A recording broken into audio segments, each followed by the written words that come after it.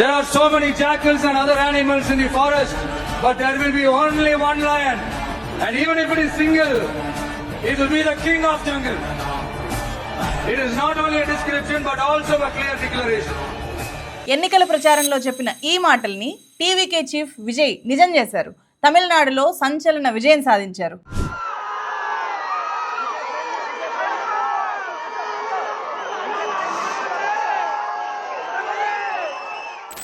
Stalin sir,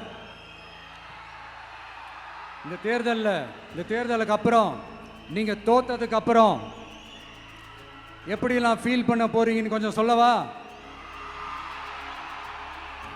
ஏன்டா இந்த விஜய பாடா படுத்தணும், ஏன்டா இந்த விஜய வேதனைப்படுத்தணும், ஏன்டா இந்த விஜய்க்கு எதிராக சதி செஞ்சோம், ஏன்டா இந்த விஜய்க்கு எதிராக சூழ்ச்சி செஞ்சோம் நினைச்சு நினைச்சு நினைச்சு ஃபீல் பண்ண போறீங்க. மக்களே உங்களை ఫీల్ பண்ண வைக்க போறாங்க. ఎలక్షన్ క్యాంపెయిన్ లాస్ట్ రోజు విజయ్, స్టాలిన్ సార్, ఈ ఎలక్షన్ రిజల్ట్ తర్వాత మీరు చాలా బాధపడతారు, జనం మిమ్మల్ని బాధపడేలాగా చేస్తారు అని ఏ మాటలైతే చెప్పారో అవే ఇప్పుడు నిజమయ్యాయి. స్టాలిన్ ఓడిపోయారు. తమిళనాడు సీఎం స్టాలిన్ ఓడిపోతారు అని చెప్పి ఎవరు కూడా ఊహించి ఉండరు. గతంలో స్టాలిన్ అనుచరుడుగా ఉన్న మాజీ డిఎంకే ఎమ్మెల్యేగా ఉన్న విఎస్ బాలు స్టాలిన్ ని ఓడించారు. 75 ఏళ్ల విఎస్ బాలు గతంలో డిఎంకే పార్టీలో పనిచేశారు. స్టాలిన్ కోసం కూడా ఆయన సొంత నియోజకవర్గంలో ఆయన పనిచేశారు. ఆ తర్వాత ఆయన ఏఐఏడిఎంకేలో చేరారు. జస్ట్ 2 నెలల క్రితం మాత్రమే ఆయన టీవీకేలో చేరి స్టాలిన్ నియోజకవర్గం కొలత్తూరులో పోటీ చేసి ఇప్పుడు జైంట్ కిల్లర్గా అవతరించారు. స్టాలిన్ కుమారుడు తమిళనాడు డిప్యూటీ సీఎం ఉదయనిధి స్టాలిన్ మాత్రం తిరువల్లికేని నియోజకవర్గంలో గెలిచారు. టీవీకే విజయాన్ని ప్రముఖ poll strategist, IPAC founder, Jan Suraaj party chief Prashant Kishor ముందుగానే గెస్ట్ చేశారు. అది కూడా మామూలుగా కాదు. ధోని తమిళనాడులో ఎంత ఫేమస్సో ఈ ఎలక్షన్ రిజల్ట్ తర్వాత తను ధోని కంటే ఫేమస్ అవుతాను అని చెప్పి, ఖచ్చితంగా టీవీకే గెలుస్తుంది అని చెప్పి, అది కూడా ఒంటరిగా పోటీ చేస్తే విజయ్ ఖచ్చితంగా గెలుస్తాడు అని చెప్పి ప్రిడిక్ట్ చేశారు. అప్పటి ప్రిడిక్షన్ ఇప్పుడు వైరల్ అయింది. Dhoni is more popular in Tamil Nadu than Prashant Kishore, but make no mistake, next year when I contribute and I help you win, then I will be taking over Dhoni in popularity. Do you agree or not? అయితే ఇక్కడ గుర్తుపెట్టుకోవాల్సింది ఏంటంటే, ప్రశాంత్ కిషోర్ పూర్తి స్థాయిలో టీవీకేకి pole స్ట్రాటజిస్ట్గా work చేయలేదు. 2025లో కొంతకాలం చేశారు. ఆ తర్వాత ఎలక్షన్ క్యాంపెయిన్ ముందైతే అసలు పనిచేయలేదు. మొత్తం కూడా టీవీకే క్రెడిట్గానే మనం ఈ విజయాన్ని చెప్పొచ్చు. 1983లో ఎన్టీ రామారావు ఎలాగైతే తెలుగుదేశం పార్టీ స్థాపించిన తర్వాత కొత్త వాళ్ళకందరికీ కూడా టికెట్లు ఇచ్చి ఎలాగైతే గెలిపించుకున్నారో ఆ స్థాయిలో మీరు విజయ్ని చూసి ఓట్లేయండి, ప్రతి నియోజకవర్గంలోనూ విజయే పోటీ చేస్తున్నాడు అని చెప్పి ప్రచారం చేసి చాలా మంది కొత్త వాళ్ళకి, కామన్ పీపుల్కి, ఆటో డ్రైవర్ లాంటి వాళ్ళకి, తన సొంత కార్ డ్రైవర్ కొడుక్కి, ఇలాంటి చాలా మందికి విజయ్ టికెట్లు ఇచ్చి ఇప్పుడు గెలిపించుకున్నారు.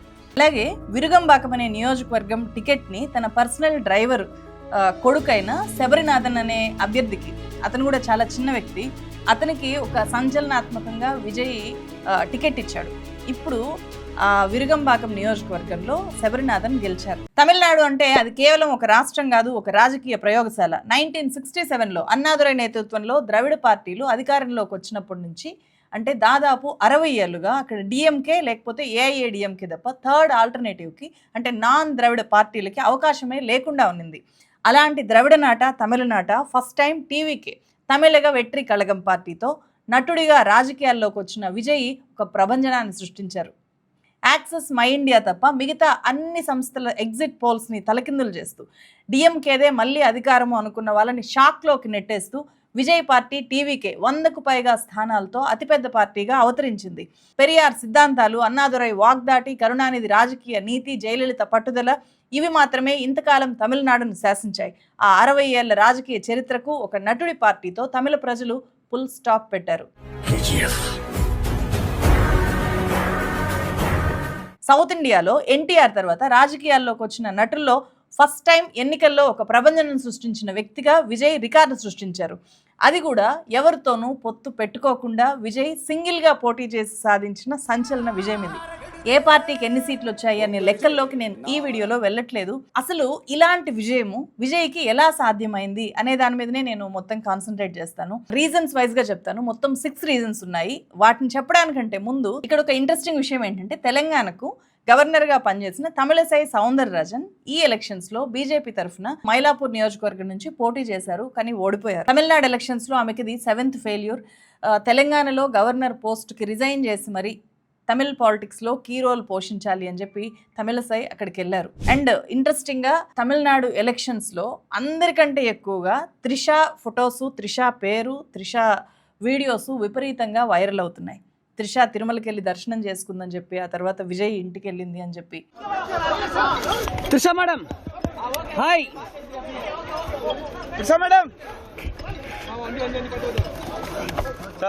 AP deputy CM Pawan Kalyan ను విజయ్ తో పోల్చుతూ చాలా మంది మీమ్స్ ని పోస్ట్ చేస్తున్నారు. విజయ్ లాగా పవన్ కూడా సింగిల్ గా పోటీ చేసి ఉండాల్సింది అని చెప్పి చాలా కామెంట్స్ వినిపిస్తున్నాయి. ఏ పార్టీతో పొత్తు లేదు, ఏ జెండా మోయలేదు, కార్యకర్తలను జెండా కూలీలుగా మార్చలేదు. తమిళ రాజకీయ కథన రంగంలో ఒకే ఒక్కడు, జనం మెచ్చిన నాయకుడు, విజయ నాయక్.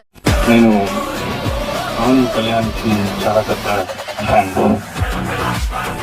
సూపర్ స్టార్ రజనీకాంత్ ను కూడా దీంట్లోకి తీసుకొని వచ్చారు. రజనీకాంత్ ఇప్పుడు విజయ్ చేసినంత ధైర్యం రజనీకాంత్ ఎందుకు చేయలేకపోయారు అనే కామెంట్స్ కూడా వినిపిస్తున్నాయి. నిజంగా ఆయన స్టార్డమ్, ఆయన ఒక హీరో కావడం మాత్రమే రీజనా? అంతకు మించిన రీజన్స్ ఏమన్నా ఉన్నాయా? నేను అబ్జర్వ్ చేసినప్పుడు ఒక 6 రీజన్స్ మెయిన్గా కనిపించాయి. ఆ 6 రీజన్స్ని పక్కన పెట్టి విజయాన్ని మనం అస్సలు చూడలేం. ఏంటి ఆ రీజన్స్? విజయ్ గెలవడానికి number 1 reason VMI. Yes, TVK కాదు, VMI. టీవీకే విజయానికి ముందే తమిళనాడులో VMI జనానికి దగ్గరైంది. ఎప్పటి నుంచో తెలుసా? 2009 నుంచి, అంటే 17 ఏళ్ల క్రితం నుంచి VMI జనానికి బాగా పరిచయం. VMI అంటే విజయ్ మక్కల్ ఇయక్కం, విజయ్ స్థాపించిన NGO ఆర్గనైజేషన్ ఇది. 2009 జూలై 26న పుదుక్కోట్టైలో విజయ్ తన ఫ్యాన్స్ క్లబ్ లాగా ఈ VMIని స్టార్ట్ చేశారు. పార్టీ పెట్టక ముందే విజయ్కి మినీ పార్టీ లాంటి ఒక స్ట్రక్చర్ అనేది ఈ విజయ్ మక్కల్ ఇయక్కం వల్ల సాధ్యమైంది. ఇందులో ఉన్న డిస్ట్రిక్ట్ హెడ్స్ కానీ, యూత్ వింగ్స్ కానీ, స్టూడెంట్ వింగ్స్ కానీ వీళ్ళందరూ కూడా రూరల్ ఏరియాస్లో, అర్బన్ తమిళనాడు ఏరియాస్లో చాలా కార్యక్రమాల్ని టేకప్ చేశారు. ఎప్పుడు సైక్లోన్స్ వచ్చినా, ఎక్కడ ఏ ప్రకృతి విపత్తు వచ్చినా కూడా అక్కడికి వేలాదిగా ఈ VMI కార్యకర్తలు వెళ్ళిపోయి బాధితులకు అండగా ఉండేవాళ్ళు. అలా ప్రజలు ఎప్పుడు అవసరంలో ఉన్నా విజయ్ వస్తాడు, VMIని పంపిస్తాడు అనే నమ్మకం రూరల్ తమిళనాడులో బాగా పెరిగింది. 2017లో జల్లికట్టు మూమెంటు నేషనల్ లెవెల్లో ఒక చర్చకు దారితీసింది.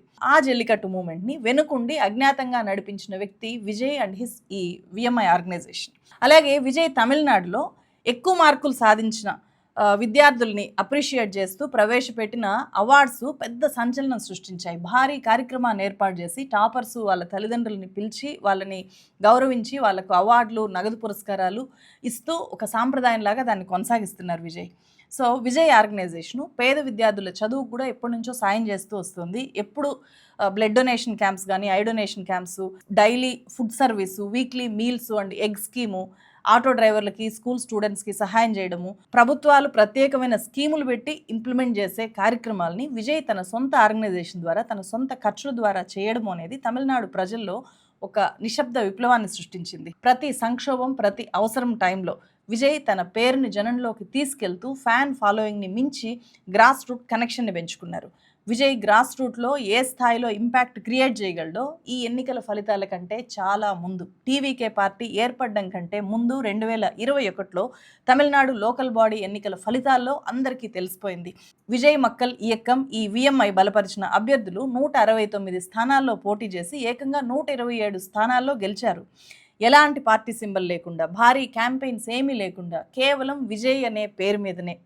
అఫ్కోర్స్ విజయ్ కూడా నేరుగా వచ్చి ప్రచారం చేయలేదు, అయినా సరే చాలా పెద్ద విజయాన్ని వాళ్ళు సాధించారు. దాని తర్వాత విజయ్ ఫుల్ కాన్ఫిడెన్స్తో పార్టీ పెట్టాడు. అంటే పార్టీ పెట్టడం కంటే ముందే విజయ్ ఒక సాలిడ్ ఓట్ బ్యాంక్ని ఏర్పాటు చేసుకున్నారు అనేది దీని ద్వారా మనం కన్ఫామ్గా చెప్పచ్చు. దాని ఫలితమే ఇప్పుడు ఓట్ల రూపంలో తమిళనాడు అంతా కూడా స్పష్టంగా వినిపిస్తున్న ఈ whistle sound.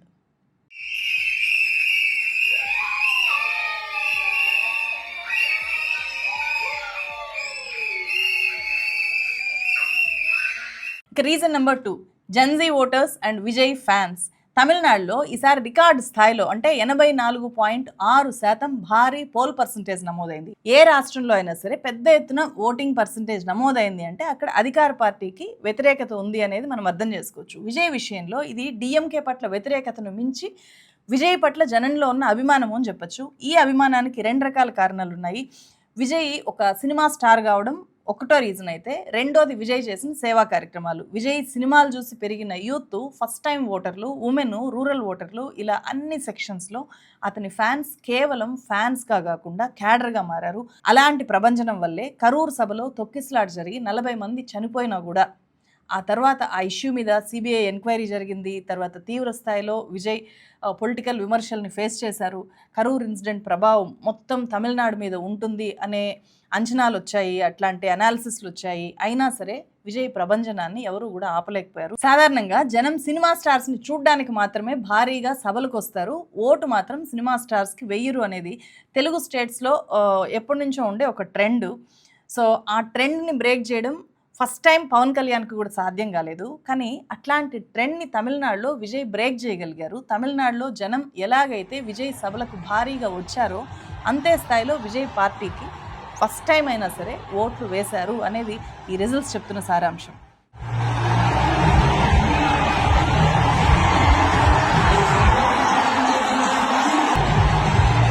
Reason number 3, Vijay ఎన్నికల్లో ప్రచారం చేసిన సిద్ధాంతాలు, ఐడియాలజీని మనం ఇక్కడ మూడో రీజన్గా చెప్పుకోవచ్చు. ఒకవైపు పెరియార్ చెప్పిన కులరహిత సమాజము, ఇంకోవైపు సామాజిక న్యాయం. ఈ రెండూ తనకు ముఖ్యమే అని చెప్పి విజయ్ బాగా ప్రచారం చేస్తూ వచ్చారు. దైవభక్తి ఉన్న వాళ్ళని కూడా ఆయన దూరం చేసుకోలేదు. సాంప్రదాయవాదుల్ని దూరం చేసుకోకుండానే అందరినీ కలుపుకుని వెళ్ళే మధ్య మార్గాన్ని ఎంచుకున్నారు. తనని తాను ఒక పాత కొత్త తరాల మధ్య ఒక వారధిగా ప్రొజెక్ట్ చేసుకోవడంలో ఇక్కడ విజయ్ సూపర్ సక్సెస్ అయ్యారని చెప్పొచ్చు. Reason number 4, TVK manifesto. April 16, 2026న విజయ్ విడుదల చేసిన టీవీకే మేనిఫెస్టో చాలా ఇంపాక్ట్ క్రియేట్ చేసింది. తమిళనాడు ఎన్నికల్లో ప్రజల మీద అన్ని పార్టీలు కూడా వరాల వర్షం కురిపించడం అనేది ఒక సాంప్రదాయంగా వస్తుంది. తమిళనాడు మేనిఫెస్టోస్ చాలా ప్రత్యేకంగా ఉంటాయి. సో అయితే విజయ్ తన మేనిఫెస్టో విడుదల నుంచి చాలా భిన్నంగా దాన్ని ప్రొజెక్ట్ చేశారు. సాధారణంగా అధికారంలోకి వచ్చిన తర్వాత ప్రజాప్రతినిధులు ఎలాగైతే ప్రజలను ఉద్దేశించి ప్రమాణ స్వీకారం చేస్తారో, మేనిఫెస్టో రిలీజ్ టైంలోనే తన అభ్యర్థులందరితో కూడా విజయ్ ప్రమాణం చేయించారు. అదే మేనిఫెస్టో అమలుకు మేము కట్టుబడి ఉంటాము అనే బలమైన సంకేతాన్ని ఆయన ప్రజల్లోకి పంపగలిగారు. ప్రాక్టికల్ అండ్ రెవల్యూషనరీ మేనిఫెస్టో ఇది అని చెప్పి మెయిన్గా ఒక 10 గ్యారెంటీలను ఆయన ప్రకటించారు. ప్రతి మహిళకు కూడా నెలకు 2,500 రూపాయలు ఇస్తాను అని చెప్పి, అలాగే 6 ఉచిత గ్యాస్ సిలిండర్లు ఇస్తాను అని చెప్పి, పెళ్ళైన వాళ్ళకి ఇక్కడ మన దగ్గర కళ్యాణ లక్ష్మి లాగా అక్కడ 8 గ్రాములు బంగారు ఇస్తాను అని చెప్పి, అలాగే పెళ్లికి పట్టుచీర ఇస్తాను అని చెప్పి ప్రకటించారు. రైతులకి రుణమాఫీ, ఉచిత విద్యుత్ ఇస్తాను అని చెప్పి, అలాగే యూత్కి ఎంప్లాయ్మెంట్ గ్యారెంటీ ఇచ్చారు. ఇంటర్న్షిప్ స్టైఫండ్ ప్రకటించారు. స్టార్టప్ లోన్స్ ఇస్తాను అని చెప్పి హామీ ఇచ్చారు. ఎడ్యుకేషన్, హెల్త్ కేర్, ఉమెన్ సేఫ్టీకి సంబంధించి భారీ స్కీముల్ని విజయ్ ప్రకటించారు. అవినీతికి ఏమాత్రం తావులేని పాలన ఇస్తాను, మీరు ఎక్కడా కూడా లంచాలు ఇవ్వాల్సిన పని ఉండదు, ఎవరు కూడా అవినీతికి పాల్పడకుండా చూస్తాను అని చెప్పి పదే పదే చెప్తూ వచ్చారు. సో తన అభ్యర్థులతో కూడా ఆ మేరకు ప్రమాణం చేయించారు. ఇది పీపుల్ సెంట్రిక్ మేనిఫెస్టో అని చెప్పి విస్తృతంగా సోషల్ మీడియాలో ప్రచారం చేయించడం కూడా జనాల్లోకి బాగా వెళ్ళింది అని చెప్పొచ్చు.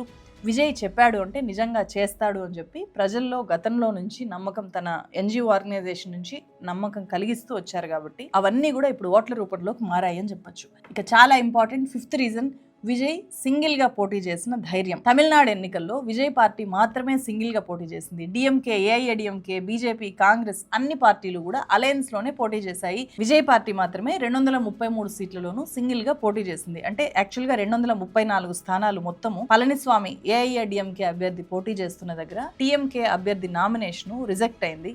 బహుశా ముందస్తు వ్యూహంతో కూడా, ఒక వ్యూహాత్మకంగా కూడా పళనిస్వామి మీద పోటీకి పెట్టకూడదు అని చెప్పి కూడా ఇలాంటి వ్యూహాన్ని పన్ని ఉండొచ్చు. ఫస్ట్ టైం పోటీ చేస్తున్నప్పుడు ఇది చాలా పెద్ద ఛాలెంజింగ్. పవన్ కళ్యాణ్ ఫస్ట్ పోటీ చేసినప్పుడు కూడా ఇంత ధైర్యం చేయలేదు. ఇలా సింగిల్గా పోటీ చేయాలి అంటే చాలా దమ్ము, ధైర్యం కావాలి. ప్రజలకు తన పట్ల నమ్మకాన్ని కలిగించడానికి, తాను మిగతా పార్టీల కంటే భిన్నం అని చెప్పడానికి ఈ ఛాలెంజ్ని విజయ్ టేకప్ చేశారు.